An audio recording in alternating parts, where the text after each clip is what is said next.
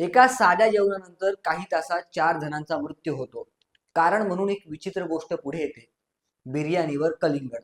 आणि मग सुरू होते भीती, अफवा आणि गोंधळ. मुंबईच्या भेंडी बाजार पायधुनी परिसरात घडलेली ही घटना आहे. अब्दुल्ला डोकाडिया, त्यांची पत्नी नसरीन आणि 2 मुली आयशा व जैनब एकाच कुटुंबातील 4 जीव काही तासात गेले. पण प्रश्न एकच, की नेमकं काय झालं? हा व्हिडिओ फक्त एका घटनेचा नाही, तर त्या घटनेमागचं सत्य शोधण्याचं आहे. नमस्कार, मी शब्दयुक्त सागर आणि तुम्ही पाहताय ऑफिशियल बाब. तर मंडळी, त्या रात्री काय घडलं ते पाहूयात. त्या रात्री 10:30च्या सुमारास कुटुंबाने जेवणात बिर्याणी आणि पुलावचा आस्वाद घेतला. सोबत 5 नातेवाईक होते. सगळे मिळून जेवले. वातावरण अगदी सामान्य होतं आणि इथेच पहिला महत्वाचा पॉइंट येतो. तो म्हणजे जे नातेवाईक जेवून घरी गेले त्यांना काहीच त्रास झाला नाही.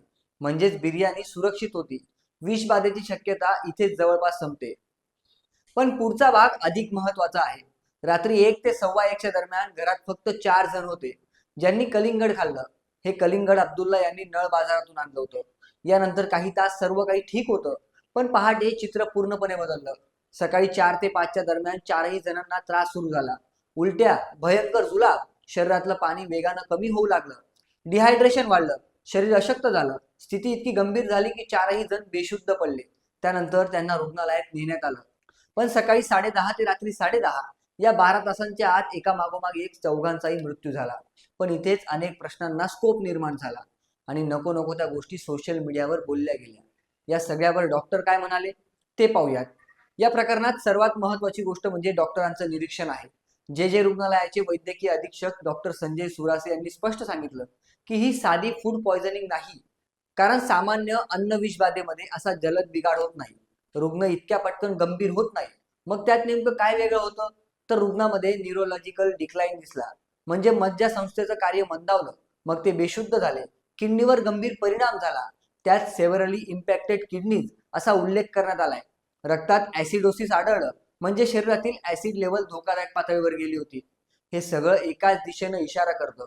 हा प्रकार एखाद्या शक्तिशाली विषारी घटकाशी संबंधित असू शकतो. कारण एकाच कुटुंबातील 4 जण एकाच वेळी इतक्या वेगाने मृत्यू पावतात हे निव्वळ योगायोगाने होत नाही. डॉक्टरांनी स्पष्टपणे सांगितलंय की यात एखादा पोटेंट एक्सटर्नल एजंट असू शकतो. म्हणजे बाहेरून आलेला विषारी घटक. तो कुठे असू शकतो? तर कलिंगडात.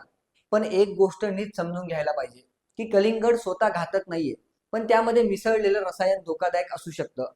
फळ मोठं दिसावं किंवा लवकर पिकावं म्हणून काही ठिकाणी रसायनांचा वापर होतो आणि हीच सर्वात मोठी चिंता आहे. मग प्रश्न उद्भवतो तो म्हणजे कलिंगड खरंच धोकादायक आहे का? तर इथे विज्ञान काय सांगतं ते महत्वाचं आहे. कलिंगड हे सुरक्षित फळ आहे. त्यात 90% जास्त पाणी असतं. उन्हाळ्यात शरीर हायड्रेट ठेवण्यासाठी ते उपयोगी असतं. केईएम रुग्णालयातील गॅस्ट्रोएंटरोलॉजी विभागाचे प्रमुख डॉक्टर आकाश शुक्ला यांनी स्पष्ट सांगितलं की कलिंगड खाल्ल्याने मृत्यू होणं अत्यंत दुर्मिळ आहे. ते शिळं असलं तरीही. वैद्यकीय इतिहासात काही उदाहरणं आहेत कडू काकडी खाल्ल्याने विषबाधा झाल्याची. पण कलिंगडाबाबत अशी भीती निर्माण करण्याचं कोणतंही कारण नाही. मग बिर्याणी आणि कलिंगड याचा संबंध आहे का? तर हा सर्वात मोठा गैरसमज आहे. बिर्याणी आणि कलिंगड एकत्र खाल्ल्याने मृत्यू होतो असा कोणताही वैज्ञानिक पुरावा नाही. डायजेशन मध्ये थोडा त्रास होऊ शकतो. जड अन्न आणि पाण्याचं प्रमाण जास्त असलेलं फळ यामुळे. पण मृत्यू असं शक्यच नाही. पायधुनीतल्या या प्रकरणाची नोंद अपघाती मृत्यू म्हणून करण्यात आली आहे. पोलीस तपास करत आहेत. कलिंगडाचे नमुने घेतले गेले आहेत. रुग्णाच्या पोटातील द्रव, गॅस्ट्रिक लेवेज आणि विसेरा तपासणीसाठी पाठवण्यात आले आहेत. फॉरेन्सिक रिपोर्ट येणं बाकी आहे. खरं कारण तिथूनच समोर येईल. पण बिर्याणी नंतर कलिंगड खाल्ल्याने एकाच कुटुंबातील 4 जणांचा मृत्यू अशी हेडलाईन वाचून कुणीही घाबरेल. आणि या अशा घटनांमध्ये अफवा वेगाने पसरतात. सोशल मीडियावर अर्धवट माहिती फिरते. भीती वाढते. पण सत्य वेगळं असतं. आपण फक्त माहिती देत नाही, आपण ती समजावून सांगतो. या प्रकरणातही तेच महत्वाचं आहे. बिर्याणीवर कलिंगड खाल्ल्याने मृत्यू होतो हा दावा पूर्णपणे चुकीचा आहे. या घटनेत कलिंगड कारण नाही, तर कलिंगड मध्ये असलेला संभाव्य विषारी घटक हेच खरं कारण असू शकतं. अर्थात फळ सुरक्षित आहे, पण त्यातील भेसळ धोकादायक आहे. ही भीती कलिंगडाची नाही, ही भीती आहे अन्नातील रसायनांची. 4 जीव गेले, एक कुटुंब संपलं आणि आपण अजूनही कारण शोधत आहोत. पण एक गोष्ट नक्की की जे आपण खातो त्यावर विश्वास ठेवतो. पण आता प्रश्न असा की तो विश्वास किती सुरक्षित आहे? आपल्या आजूबाजूला विकायला आलेली कलिंगड केमिकल्स वापरून तर पिकवली गेलेली नाहीत ना? बाहेरून आतून मस्त दिसणारा कलिंगड आतून एखाद्या पॉइझनस केमिकलनं तर पिकवलेलं नाही ना? ही शंका आता अस्वस्थ करणारी आहे. पायधुनीतल्या या घटनेबाबत तुम्हाला काय वाटतं? कमेंट करून नक्की सांगा.